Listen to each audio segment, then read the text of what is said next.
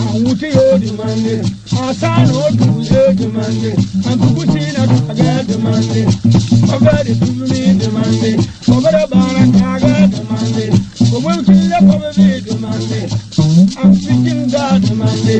Awa gro demande, Ukile gro demande, Ogara kana kaga demande, Ogwukile kobe demande, Lola piri da demande,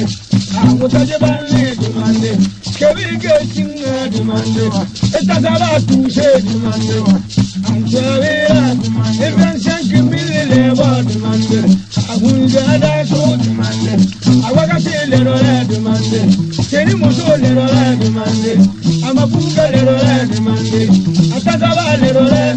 Amangabile Muri Ore demande, Yasiri demande,